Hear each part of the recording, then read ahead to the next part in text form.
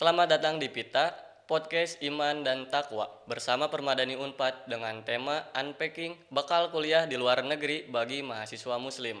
Perkenalkan, saya Muhammad Sabik Sakir Amrullah di sini sebagai host bersama narasumber yang sangat inspiratif. Beliau merupakan dosen FPIK Unpad yang baru saja menyelesaikan studi S3 di negara Sakura. Mungkin saya akan membacakan profil narasumber pada podcast hari ini. Beliau merupakan dosen FPIK Universitas Pajajaran yang baru saja selesai mengenyam pendidikan S3 di School of Bioresearch Mie University Jepang. Beliau mendapat penghargaan Presidential Award on Academic Excellence sebagai lulusan terbaik Graduate School of Bioresearch Mie University Jepang. Pengumuman penghargaan tersebut disampaikan dalam wisuda Mie University di Jepang. Selain kemampuan akademiknya, beliau juga berperan aktif dalam Persatuan Pelajar Indonesia Komisariat Mie serta berperan di Islamic Center Prefektur Mie yang berpusat di Mie Mosque dan menjadi pengurus Keluarga Muslim Indonesia Mie, KMI Mie. Beliau adalah Pak Asep Sahidin, PhD. Selamat datang Bapak. Selamat datang. Assalamualaikum warahmatullahi wabarakatuh. Waalaikumsalam warahmatullahi wabarakatuh. Gimana kabarnya Pak? Alhamdulillah luar biasa. Setelah pulang dari Jepang dan sampai ke Indonesia, ternyata perbedaan cuaca membuat shock ya. Walaupun di sana cuma 4 tahun, di sini baru datang. Alhamdulillah, tapi bisa menyesuaikan. Ya. Alhamdulillah. Sakit? Wah, nggak sakit. Alhamdulillah. Alhamdulillah. Teman-teman pulang dari luar negeri pada sakit, 2 hari sampai ke rumah sakit. Alhamdulillah saya dan keluarga sehat. Alhamdulillah. Fisiknya kuat berarti Bapak. Alhamdulillah. Sering badminton soalnya. Atlet enggak sih. Di sana juga suka badminton? Ya, saya di sana dengan teman-teman komunitas Muslim Indonesia suka badminton juga. Ya, menjaga kebugaran lah. Baik Pak, jadi Bapak tuh baru selesai kan ya pendidikan di Universitas Mie di Jepang. Nah, mungkin bisa diceritakan Pak, gimana sih akhirnya bisa berkuliah di sana? Mungkin dari pertama perjalanan Bapak di S1-nya, karena kan katanya juga Bapak di Permadani ya Pak? Iya, saya Permadani. Permadani juga. Nah, gimana Pak? Ya, sebelumnya mungkin saya sangat menghargai ya teman-teman atas undangannya. Saya teringat berapa puluh tahun yang lalu gitu ya. Saya masuk 2007, saya menjadi anggota Permadani 2008. Nah, di 2008 saya langsung diangkat menjadi sekretaris umum Permadani. Sekretaris umum. Ya. Jadi menjadi salah satu organisasi atau UKM atau KKM ya kalau di FPIK yang saya naungi pada saat itu. Nah, kenapa tadi saya milih Jepang sebagai salah satu tempat untuk menimba ilmu? Itu berdasarkan mimpi. Ya. Di 2009, mungkin 2 tahun setelah saya masuk ya, 2009 saya mendapatkan satu motivasi dari kakak kelas. Silahkan katanya, Asep, kamu buat list mimpi 100 dalam 30 menit. Saya buat tuh mimpi itu sampai 30 menit. Akhirnya yang saya tuliskan hanya mampu 37 mimpi. 37 mimpi dalam 30 menit. Ya, dan salah satu yang saya tuliskan, saya ingin S2 ke Jerman, Belanda, dan Jepang. Dan S3 pengen ke Jerman, Denmark, Belgia, atau Jepang. Alhamdulillah, 2012 saya lulus S1, dilanjut ke S2. S2-nya di mana Pak? Nah, S2-nya saya nggak tercapai mimpi saya. Saya S2 di Institut Pertanian Bogor. Di ITB, ya. IPB ya, di IPB. Tapi kan cita-cita setinggi langit, ya mudah-mudahan nggak jatuh ke dasar tanah ya, masih menggantung, ya begitulah. Dan akhirnya bisa S3 di Jepang. Sesuai mimpi saya. Sesuai mimpi dari tahun 2009. 2009 saya berangkat ke Jepang. Ya. Nah, gimana sih gambaran kampus Mie University?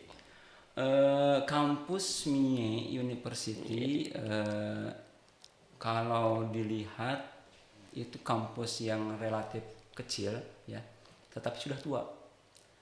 Tahun 1874 Mie didirikan. Berarti udah 1800. 74. Ya udah sangat tua ya, sangat tua.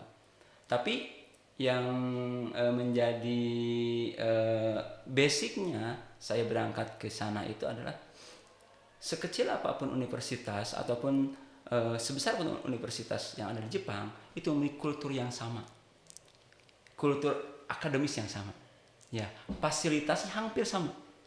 Nah jadi saya datang ke sana, saya mendapatkan experience yang sama seperti univ-univ yang lain. Gitu.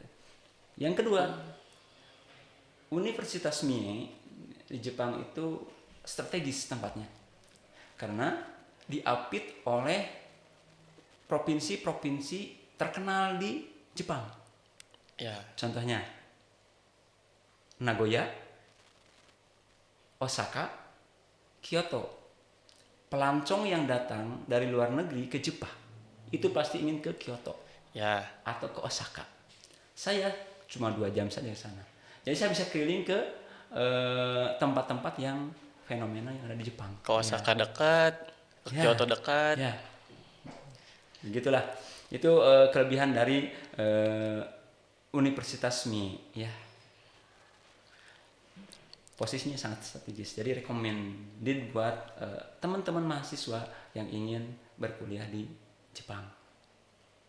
Ya, gitu ya. Nah, kalau Bapak sampai bisa berkuliah di Mie University itu gimana, Pak?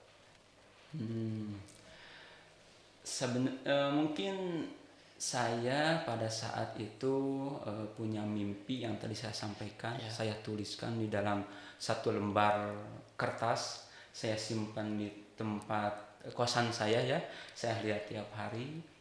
Akhirnya saya berpikir pada saat itu, saya harus menggapainya. Akhirnya pada saat itu saya coba mencari informasi universitas-universitas di Jepang salah satunya, di Jerman juga, di Belgia juga. Tapi Allah Subhanahu wa taala ternyata mendorong saya berangkat ke Jepang. 2018 saya berangkat ke Jepang. Ikut conference internasional di sana. Jadi punya banyak pengalaman di sana, melihat unik-unik di sana gitu ya. Tapi yang lebih menarik pada saat saya 2009, saya kan di Universitas Mie itu beasiswa ya. Ya. Beasiswa Manbuka Gakuso Max dari pemerintahan Jepang. Gimana sih itu beasiswanya? Nah, itu kan harus seleksi ya. Ya. Seleksi bahasa Inggris, seleksi administrasi, seleksi wawancara dan lain-lain. Ada hal yang menarik.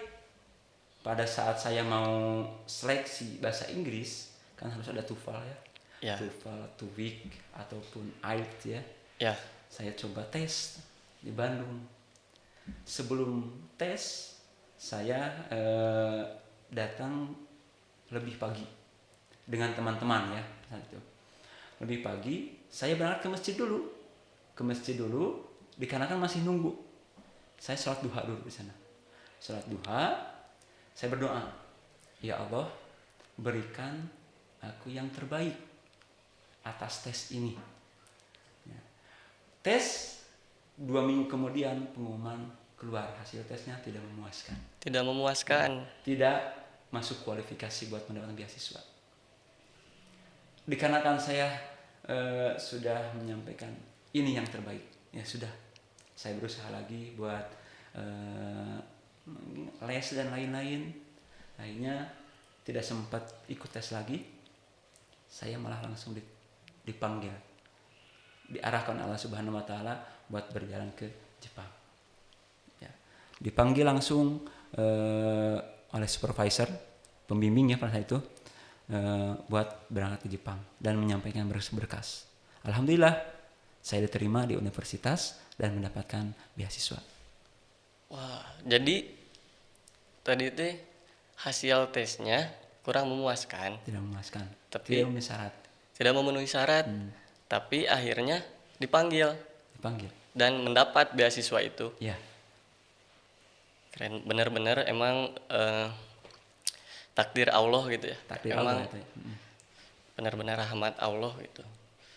Jadi semata-mata kalau kita mencapai sesuatu itu bukan karena atas perjuangan kita sendiri, Ya, tapi ada tangan Allah yang menitipkan, bahwa kita harus sukses di sana. karena secara logika kan ini tes udah tidak memenuhi syarat, ya gak mungkin Nah, itu menerima beasiswa tapi dapat ternyata akhirnya ya. Dapat, Subhanallah. dan tetap pada saat itu saya tetap berusaha buat mencapai itu. Ya. Kalau benefit dari beasiswa yang Bapak terima itu apa aja, Pak? Benefit yang saya terima dari beasiswa Max itu yang pertama tuition fee. Tuition fee itu membayar kuliah. Membayar Jadi kuliah. saya gratis, nggak bayar apapun. Saya masuk dibayarin, berangkat juga pesawat dibayarin. Terus nanti saat ke sana saya mendapatkan uang saku. Uang sakunya lumayan ya kalau dirupiahkan ya. Berapa tuh, Pak? 147.000 yen. Kalau dikonversi dikali sekarang itu rate-nya itu 105 rupiah. Ya mungkin sekitar 14 sampai 15 juta per bulan. 14 sampai 15 juta uang saku. Uang saku ya. Siap. Terus selain tadi biaya terpenuhi, apalagi? Nah, selain biaya-biaya yang saya dapatkan, saya juga di sana ikut part time. Ya, jadi kan di sana sambil kuliah sambil bekerja gitu ya. Jadi ada pendapatan lain. Jadi, karena kan saya kan bawa orang keluarga ya. Anak 2, istri saya 1 sebagai supporter di sana, sebagai mensupport saya di sana. Jadi kan harus membiayai. Akhirnya saya memutuskan untuk kerja part time di sana. Jadi Bapak kuliah di sana dengan membawa keluarga Bapak juga? Ya pasti. Masa ditinggal di sini? Gak mungkin kan? Iya. Gak mungkin. Iya. Oke. Berapa anak Bapak? 2 tadi ya? 2. Umur yang 1 8 tahun, yang 1 7 tahun. 8 tahun 7 tahun berarti umur SD. Di SD di sana? Iya, dari TK sampai SD kelas 3 di sana. Anak-anak saya bahasa Jepangnya lancar. Bapaknya kagak bisa. Gak bisa, Pak? Gak bisa bahasa Jepang. Saya di sana komunikasi pakai bahasa Inggris. Bahasa Inggris. Oke. Ya bisa sih dikit-dikit bahasa Jepang ya, asal bisa buat belanja saja. Buat belanja bisa. Bisa. Sumimasen. Arigatou gozaimasu. Oke. Terus Pak, mungkin kultur sosial budaya di sana kan pasti beda ya sama di Indonesia. Bapak apakah merasakan shock kultur dengan kultur yang ada di Jepang? Ya pasti ya. Ketika saya datang, shock yang paling pertama itu kaget ketika saya masuk toilet. Kalau kita ke toilet duduk, ya dulu pun nggak ada teknologi yang biasa digunakan di sini ya. Soalnya dulu kan masih biasa-biasa, atau toilet jongkok. Pas datang ke sana ke bandara, saya masuk ke toilet, toiletnya berteknologi tinggi gitu. Ada pencetan apa. Pakai bahasa Jepang ya, Pak? Pakai bahasa Jepang. Saya tidak ngerti bagaimana saya buat membersihkan kotoran lain. Jadi bingung tuh. Akhirnya segala pencet. Saya pencet ini malah jadi musik. Ada musik? Ya ada musik. Ada musik. Supaya tidak kedengaran apa yang kita buang. Itu shock. Tapi berjalannya waktu saya sudah terbiasa dengan itu. Biasa. Okay. Kultur yang lain adalah ketika saya berjalan di trotoar, ketika saya mau menyeberang, itu orang tuh antri. Ini antri apa? Ini sembako atau apa? Ternyata antri lampu merah. Antri jalan dia. Ketika dia masih belum lampu hijau, orang-orang nggak pernah jalan, meskipun tidak ada mobil di sana. Diam aja nunggu. Jarang kan mobil di Jepang? Jarang. Banyak juga sih. Ya, tapi kalau di tempat saya kan agak jarang itu mobil. Oh iya. Ya, walaupun nggak ada mobil itu, tapi orang-orang tuh nunggu sampai lampu hijau. Itu foto. Baru lampu hijau jalan semua. Ya. Jadi kalau cara Bapak beradaptasi dengan lingkungan baru nih di Jepang gimana, Pak? Saya mungkin beradaptasi butuh waktu 1 mingguan ya, 1 mingguan. 1 minggu cepat. Cepet ya. Cepet. Buat saya sendiri ya. Saya beradaptasi, saya punya prinsip bahwa di mana kaki kita pijakan ya, maka di sana langit dijunjung. Maka kita harus menyesuaikan kultur kita dengan kultur mereka, asalkan tidak menyalahi syariat. Ya, kayak budaya saling menghargai, budaya misalnya saling berpapasan dan lain-lain, itu kita ikuti. Tapi kalau seandainya budaya mereka seperti ketika ada liburan mereka clubbing, terus kumpul-kumpul, kita nggak ikuti. Yang penting budaya yang mereka bawa kita ikuti, asal tidak melanggar syariat. Jadi pegang teguh syariat pokoknya mah. Syariat. Terus. Kita muslim ya, harus memegang syariat muslim. Ya, identitas kita, prinsip kita seorang muslim gitu. Tapi kan Bapak kesana bawa keluarga ya Pak? Iya, mungkin keluarga. Bisa berbeda gitu tantangan adaptasinya dengan membawa keluarga sama kalau sendiri ke sana. Pasti. Gimana Pak? Ya, saya sangat mengeluarkan effort ya, atau tenaga ekstra ya buat mengkondisikan keluarga itu, khususnya anak-anak ya. Anak saya yang satu perempuan, terus masuk ke TK dan SD. Sedangkan kan yang namanya perempuan walaupun masih anak-anak, kita sudah biasakan menggunakan kerudung. Nah, di sana itu teman-temannya baju pendek, celana pendek, ya perempuan ya, anak-anak gitu ya. Kan anak-anak saya enggak gitu. Sehingga pada saat saya datang ke sana, saya dengan istri saya sepakat bahwa kita tetap menggunakan kerudung. Akhirnya saya coba sampaikan ke senseinya. Sensei itu gurunya ya, guru. Sensei, anak saya muslim, saya mau menggunakan kerudung. Oh ya, tidak apa-apa, silahkan. Akhirnya yang menggunakan kerudung di TK dan SD di sana di Jepang ya, cuman seorang anak saya saja pada saat itu. Tapi itu menjadi salah satu kekuatan dan kebanggaan buat saya bahwa dia support masih bisa melakukan aktivitas dengan kerudung. Jadi masyarakat di Jepang pun ya dengan perbedaan kultur, dengan perbedaan yang ada gitu ya dengan yang di Indonesia, mereka menerima gitu ya. Ya, sangat toleran terhadap muslimnya. Apalagi sekarang di Jepang kenaikan jumlah muslim itu sangat pesat ya. Akhirnya ketika kita berbicara kepada tempat kerja misalnya ataupun universitas bahwa kita muslim, maka kita akan difasilitasi. Ada contohnya di zamannya Pak Chandra, dia kuliah di MIE juga ya. Dulu itu di MIE University itu nggak ada makanan halal di kantinnya. Pak Chandra sampaikan kita muslim membutuhkan makanan halal buat makan siang, akhirnya disediakan.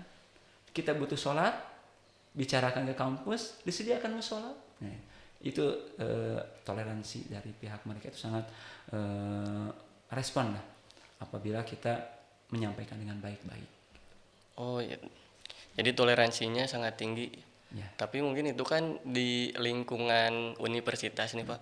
Kalau di pekerjaan atau di pabrik, lingkungan umum gitu, di masyarakat umum gimana tuh Pak? Di masyarakat umum memang yang pakai kerudung masih jarang ya. Jadi kadang-kadang ketika saya berjalan-jalan dengan istri saya, anak saya pakai kerudung, itu banyak tuh kakek-kakek, nenek-nenek yang melihat kami itu, ini apaan ya. Seperti terkaget-kaget mereka yang melihat orang yang berkerudung. Apalagi kan di MIE itu lebih ke nggak terlalu kota ya. Jadi ketika ada yang berkerudung itu kelihatan aneh gitu ya. Tapi mereka tetap tidak macam-macam. Tidak macam-macam.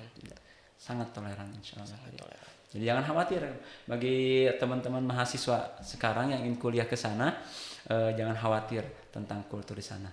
Sekarang sudah banyak warga Indonesia yang Muslim pun banyak di sana yang menggunakan kerudung dan beraktivitas seperti Muslim biasanya gitu. Berarti untuk mencari makanan halal, untuk mencari musola mungkin tempat sholat, di sana udah nggak sulit atau tetap aja sulit sih, sulit juga tetap ya. Kayak mencari musola atau masjid itu hanya tempat-tempat tertentu. Untungnya di MIE University atau di universitas yang saya menimba ilmu itu ada masjid MIE. Ya, Masjid MIE yang sekarang jadi Islamic Center Prefektur Mie gitu.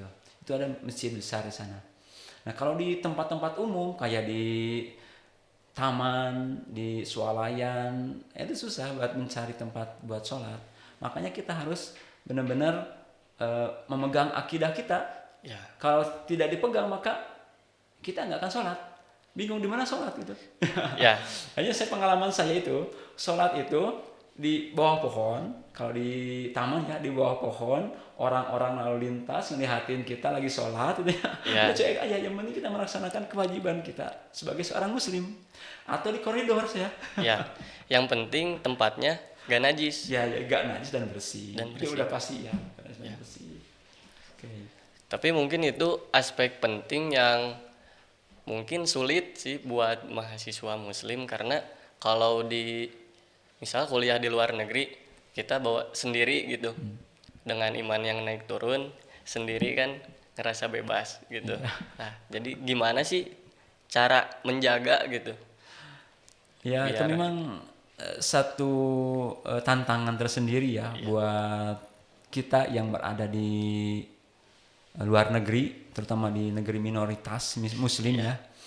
Jadi ketika kita pergi kemana, sholat susah, terus makanan halal juga susah, ya kita harus benar-benar memegang teguh akidah kita, prinsip kita seorang muslim. Dan yang kedua, di sana itu ada komunitas muslim.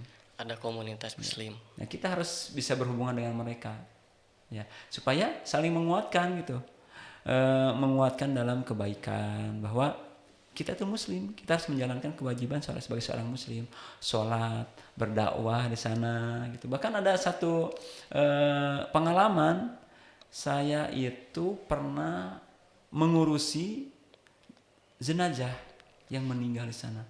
Mengurusi jenazah. Mulai dari memandikan, mengapani, sampai menguburkan gitu. Nah, itu peran kita sebagai seorang muslim itu. Bahkan saya salah satu orang yang menjadi fasilitator mu'alaf. Orang Jepang. Orang Jepang mau masuk Islam, dia ngomong ke pihak masjid, kan orang Indonesia yang menyampaikannya, dia orang Jepang temannya itu. Saya sampaikan kepada pihak masjid, ada yang mau jadi mu'alaf. Saya bawa ke sana, akhirnya alhamdulillah jadi mu'alaf. Sekarang jadi mu'alaf di sana.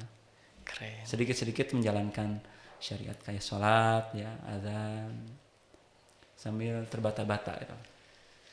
Jadi masyarakat Jepang di sana banyak juga yang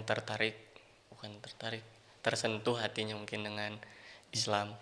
Banyak yang tersentuh. Bahkan teman saya orang Jepang ketika trip dengan saya satu bis ya, dia bertanya, kenapa sih wanita muslim itu pakai kerudung? Nah, itu kan salah satu dakwah kita ya. Ya, saya sampaikan bahwa kerudung adalah salah satu syariat yang harus kita pakai. Tujuannya buat menutupi aurat. Aurat perempuan itu dari mana saja sampai kemana saja. Itu sampaikan. Mereka sangat tertarik itu. Mereka sangat tertarik. Jadi selain kita kuliah di luar negeri menuntut ilmu, kita pun bisa menyampaikan kebaikan-kebaikan tentang Islam. Yang dulu mereka anggap bahwa Islam itu teroris. Ya. Hal-hal yang negatif, ternyata enggak gitu. Kita sampaikan enggak seperti itu. Islam itu adalah rahmatan lil alamin. Rahmatan buat seluruh alam, termasuk di Jepang gitu. Ya. Gitu. Jadi memang mereka tertarik ya ya sangat tertarik, Sangat tertarik. pengen belajar Islam. Bahkan kemarin ada program belajar Islam di Mie Masjid. Yang datang itu adalah orang-orang Jepang non Muslim buat belajar aja gitu. Apa sih Islam? Gitu. Dan walaupun nggak langsung mualaf mereka tuh Enggak, ya belajar. mereka belajar dulu melihat tuh bagaimana sholat, bagaimana menjalankan peribadatan seperti muslim biasa. Bahkan ada teman-teman saya, kan di sana itu suka ada buka puasa bareng ya, Ya. di masjid itu.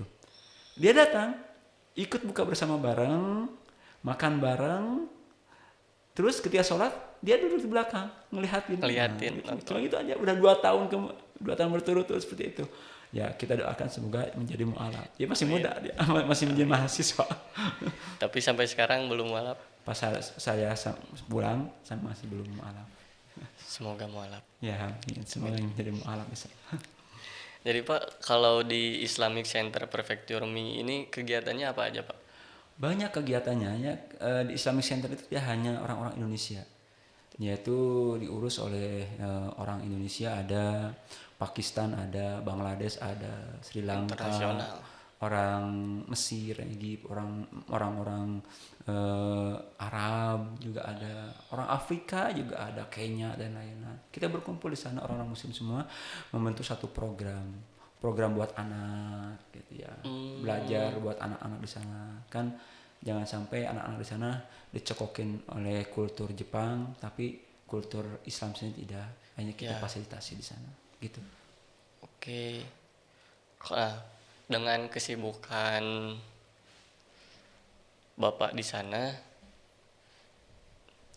kayak tadi aktif di organisasi, terus gimana sih cara Bapak untuk menjaga keseimbangan antara aspek akademis dengan aspek di luar itu?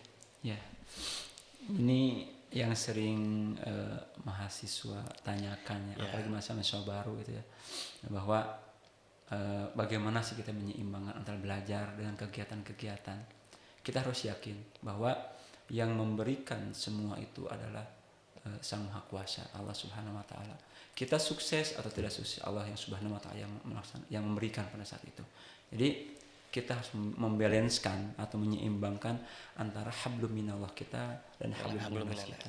Hablum minallah kita adalah ibadah-ibadah kita, dan hablum minanas kita adalah bagaimana studi kita. Jangan takut studi kita gagal dikarenakan kita aktif di misalnya organisasi permadani. Sekarang misalnya. Saya juga aktif di komunitas muslim Indonesia. Orang-orang nggak aktif, orang mahasiswa yang lain tidak aktif, saya aktif. Tapi alhamdulillah, saya aktif juga di Masjid Mie. Dapat penghargaan. Alhamdulillah ya. Berjalan dengan lancar, lulus tepat waktu, dapat plus-plusnya juga dari universitas. Subhanallah. Oh iya, tadi ngomongin tentang dapat penghargaan, kenapa sih Pak bisa dapat penghargaan? Atau bagaimana? Itu merupakan anugerah yang Allah berikan.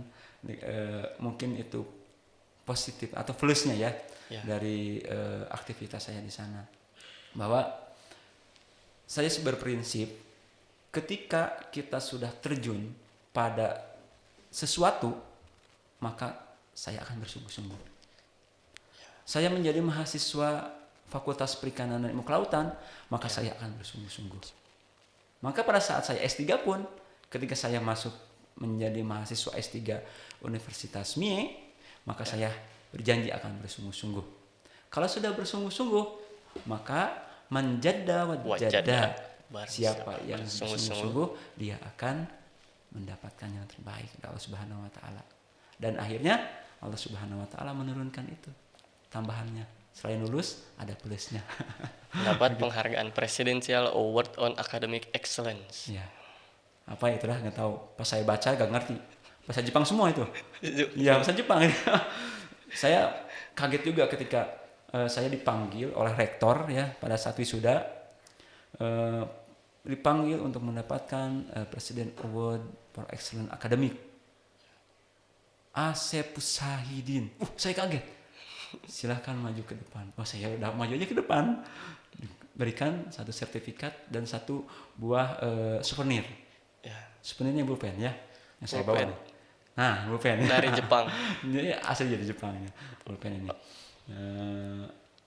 Dan saya lihat cuman sertifikat. Ya mungkin itu tidak, ya buat apa ya, hanya sebuah kertas ya. Tapi kita ambil hikmahnya bahwa Allah Subhanahu wa taala akan memberikan ketika kita bersungguh-sungguh. Dan kita harus yakin bahwa apa yang kita dapatkan, apakah itu award, apakah itu kelulusan, itu bukan serta-merta atas perjuangan kita sendiri. Ada faktor yang lain. Doa orang tua, Allah Subhanahu wa taala menurunkan. Jadi dengan bersungguh-sungguh pasti bisa mendapatkan ganjarannya ya Pak. Ya, insya Allah. Insya Allah. Harus yakin. Kalau tidak yakin nggak dapat. Maka keyakinan itu diutamakan. Tapi mungkin banyak juga mahasiswa yang berpikir kalau bersungguh-sungguh di akademik pasti nggak bisa, atau pasti ada yang harus dikorbankan, atau mungkin Bapak kan membawa keluarga juga di sana. Gimana sih Bapak bisa bersungguh-sungguh di akademik, bersungguh-sungguh di organisasi, tapi di keluarga juga tidak tertinggal Pak? Iya. Gimana? Itu mungkin bisa dikembalikan ke manajemen waktu ya. Manajemen waktu ya. Jadi kita kan punya waktu 12 jam atau 24 jam ya. Kita bagi-bagi sajalah porsinya buat penelitian seperti apa, porsinya buat kuliah seperti apa, buat keluarga seperti apa, buat organisasi seperti apa gitu ya. Jadi kita tetap seimbang gitu. Dan ternyata kesuksesan itu adalah ketika kita pada keadaan sempit. Potensi kita itu akan keluar pada keadaan sempit. Bahkan orang-orang yang punya waktu yang senggang itu kadang-kadang nggak dapat apa-apa gitu. Ya. Saya rasakan itu. Bingung ngapain ya? Akhirnya buka HP lagi, nonton YouTube lagi, TikTok lagi. Nah, itu kan orang yang nggak punya aktivitas gitu ya. Ya. Ya, makanya semakin mepet waktu, kegiatannya banyak, itu semakin efektif waktu itu. Buat keluarga efektif, buat belajar efektif, buat penelitian efektif. Gitu kan ya. Manajemen waktu dan tetap menyeimbangkan antara hablum minallah dan hablum minannas. Jangan lupa ibadah kita, kewajiban kita pada Allah Subhanahu wa taala. Jangan tinggalkan. Ya. Ya. Jadi akhirnya mah manajemen waktu, dan kita juga harus sibuk ya Pak. Harus sibuk. Bahkan ada satu quotes bahwa orang sibuk itu sukses. Orang sibuk itu sukses. Nah, tapi orang tidak sibuk, misalnya waktunya tersia-siakan, itu biasanya orang-orang yang merencanakan kegagalan. Ya, misalnya orang-orang yang sekarang menjadi top leader di negara misalnya, atau top leader di universitas, itu pasti orang-orang sibuk ya. Makanya harus cari kesibukan yang bermanfaat. Kalau sibuk mencari kesibukan diem. Itu beda lagi ya. Mencari-cari kesibukan gitu ya. Kalau proses Pak, proses mendapatkan pencapaian lulusan terbaik, nah itu prosesnya gimana Pak? Proses ya. Jadi misalnya saya itu membiasakan diri bangun itu lebih awal. Apalagi saya itu pada saat di Jepang itu part time saya itu tukang koran. Oh iya, ada part time juga ya Bapak? Iya, bekerja sampingan. Selain saya kuliah, saya ikut organisasi di Mia Masjid, ikut di komunitas Muslim Indonesia, part time juga. Ya lumayan aktivitasnya, cangus keluarga juga. Ya, di part time saya biasanya bangun jam 1:30. Setengah dua pagi. Ya. Tidur biasanya jam 9. Jam 9, bangun jam 1:30. Bangun jam 1:30. Kalau saya part time, biasanya lapor koran. berkeliling, menyebarkan koran-koran ke rumah-rumah, sampaikan pulang jam 4. Sholat subuh baru baca. Ya, itu keseharian saya. Walaupun saya nggak lapor koran, biasanya bangun lebih pagi ya. Yang penting jangan kesiangan aja subuhnya. Apalagi subuh di sana tergantung musim. Kalau musim summer itu musim panas ya. Musim panas. Itu subuhnya bisa jam 3. Jam 3. Nah, subuh jam 3 tuh. Gimana kalau saya lagi saum? Jam berapa tuh sahurnya? Terus maghrib biasanya sampai jam 8. Jam 8. Jam 8. Jam 7 ke atas ya. Kalau lagi summer ya. Tapi enaknya lagi winter. Musim dingin. Subuh itu jam 6. Subuh jam 6. Jam 6 baru adzan subuh. Beda pisan. Beda banget. Beda banget. Terus maghribnya itu lebih awal lagi. Maghrib Jam lebih 5. awal. Lebih banyak malamnya. Jadi beda-beda itu. Jadi di sana saya dididik ya, digembleng bagaimana bisa manajemen waktu bagi seorang muslim. Kalau bagi orang-orang mereka ya biasa aja. Bangun jam 9, berangkat kerja, pulang jam 5. Terus tidur lagi, bangun jam 8 lagi ke jam 9. Ini kan enggak ada kewajiban sholat.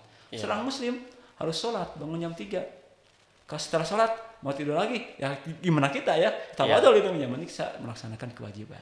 Ya. Tantangan ya. Tantangan. Yang masih banyak ya. Itu tantangannya. Yang luar biasa yang kita bisa dapatkan di sana. Terus apa benefit lain buat mahasiswa yang datang ke Jepang misalnya? Ya. Benefit yang lainnya adalah belajar sambil liburan. Belajar sambil liburan. Ya. Kapan lagi mau liburan ke Jepang? Bisa ke Tokyo, ke Kyoto, ke Osaka di sana. Kita dibayarin gitu ya. Makanya teman-teman bisa berlomba-lomba untuk mendapatkan beasiswa ke luar negeri. Karena kita bisa belajar sambil liburan. Ya. Belajarnya pun dibayar ya Pak. Belajarnya pun dibayar. Kita enaknya itu belajarnya dibayar. Kalau kita bayar di sini, kalau di sana kita dibayar. Gitu. Belajar dibayar. Nah itulah kelebihannya ya.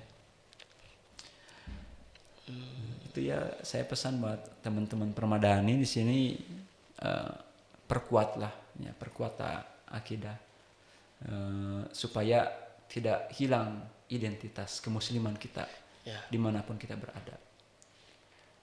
Atau di Indonesia pun rata-rata suka kehilangan identitas, apalagi di negeri minoritas sana. Makanan halal susah, buat sholat susah.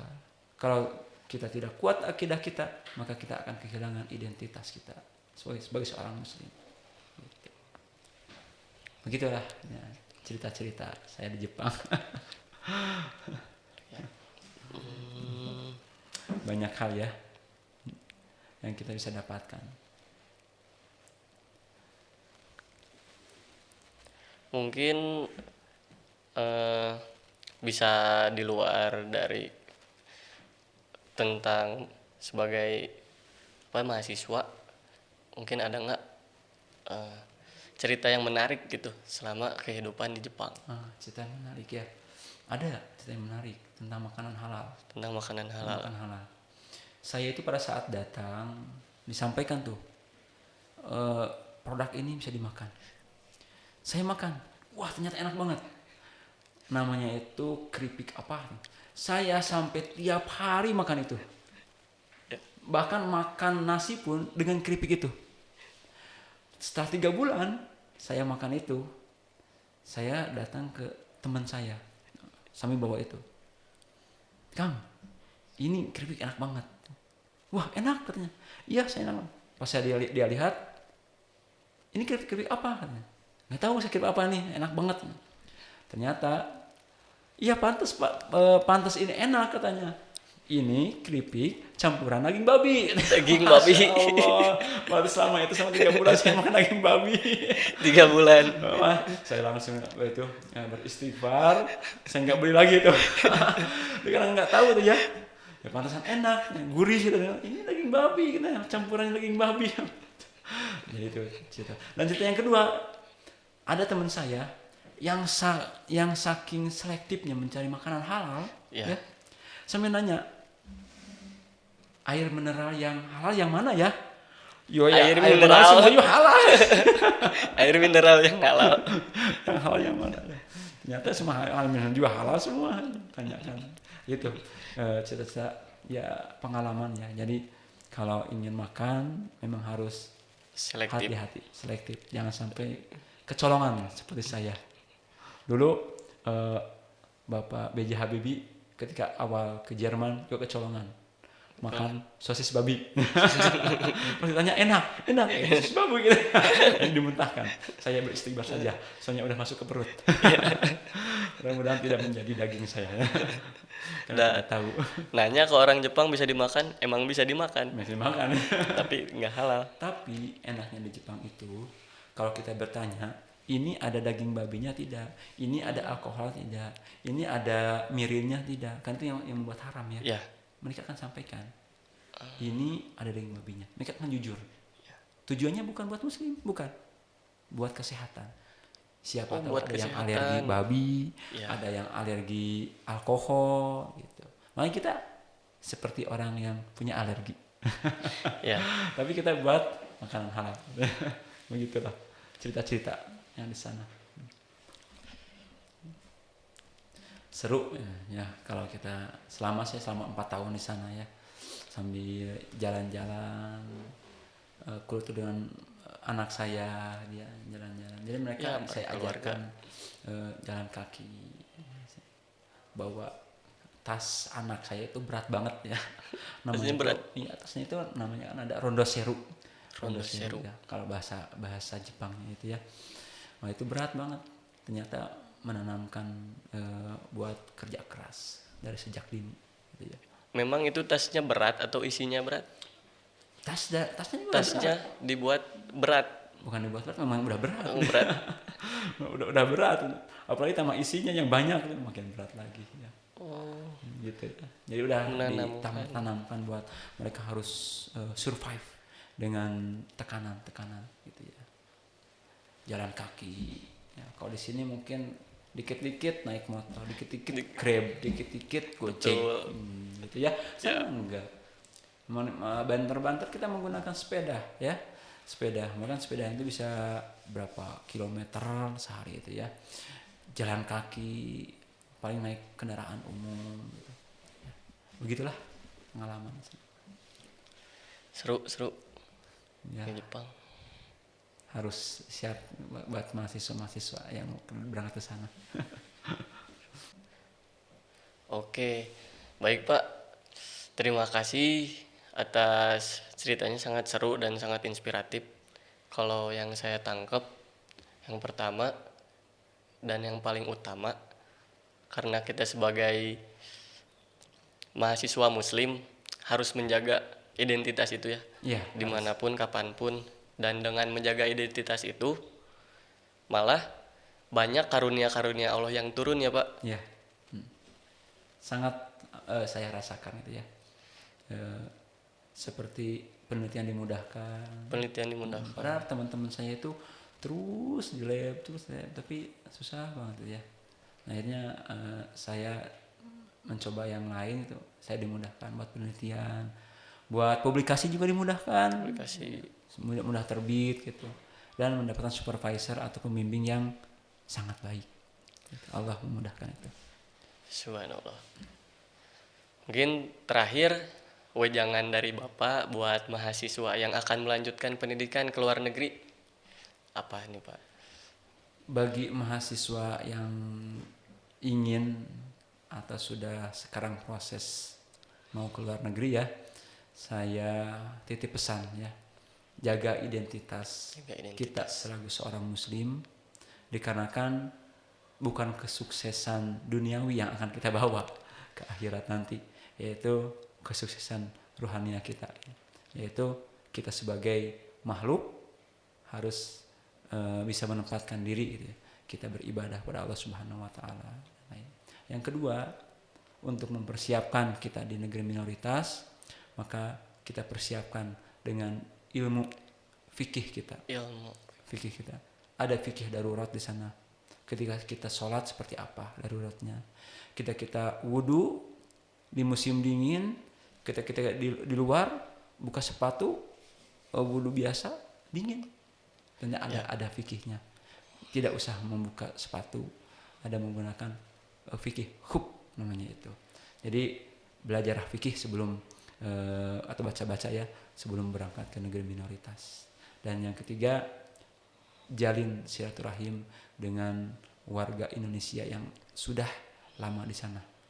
Datangilah komunitas-komunitas muslim di sana karena mereka akan menguatkan kita di dalam kemusliman kita dan akan memberikan informasi mana sih yang terbaik, makanan mana yang halal ya gitu. Karena ini mempermudah. Dan yang ketiga, tetaplah berdoa untuk diberikan yang terbaik. Itu mungkin. Subhanallah. Baik, sekali lagi terima kasih Bapak atas ilmu yang telah disampaikan. Semoga ilmu yang sudah disampaikan bisa bermanfaat bagi kita semua dan semakin banyak lagi mahasiswa FPIK yang terinspirasi dan meneruskan jejak Bapak untuk menimba ilmu di luar negeri. Karena menurut pepatah, tuntutlah ilmu sampai ke negeri Cina. Mohon maaf bila ada kesalahan. Assalamualaikum warahmatullahi wabarakatuh. Sampai jumpa lagi di pita selanjutnya.